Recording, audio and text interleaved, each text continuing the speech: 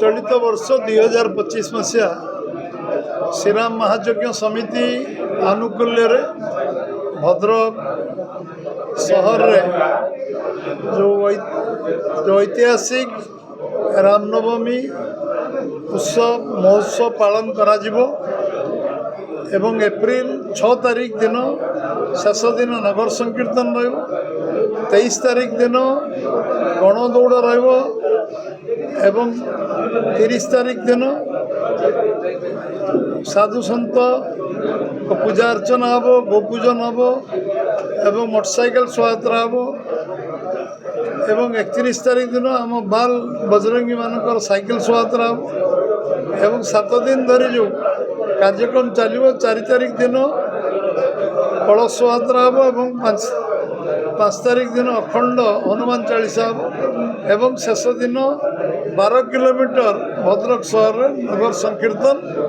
मेढ़ शोभायात्रा अनुष्ठित ए रामनवमी भद्रक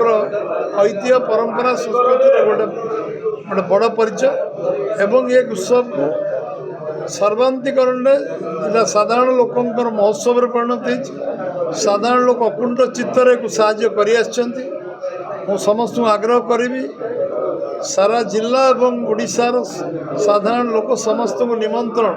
से रामनवमी महोत्सव को आसतु ए भाग नियंतु एवं एक जो नगर संकीर्तन दिन समस्त ओडिशा एकाकार हो भद्रक एवं 7 दिन धरी जो ये उत्सव महोत्सव चलो ए आपण मान सक्रिय भूमिका रो जो युवक माने आमर युवक बजरंगी माने जो गणदौड़ कर चित्ताकर्षक होती समस्त सहयोग व्यवसायी संघ तरफ बणिक संघ युवक संघ जो मेढक आमर मेढक कमिटी अच्छी एम समस्त सहयोग रही आर्ष भी रहा समस्ते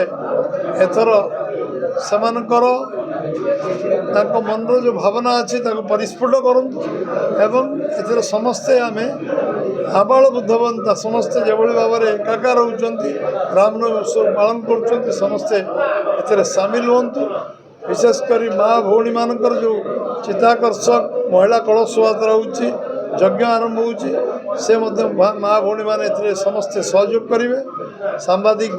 भाई मैंने सहयोग करेंगे एकता प्रचार तुंडवाहित सहस्र घोष भली सबू लोक पाखे खबर पहुँचू एवं समस्ते एथिरे आमे आमर एकता आमर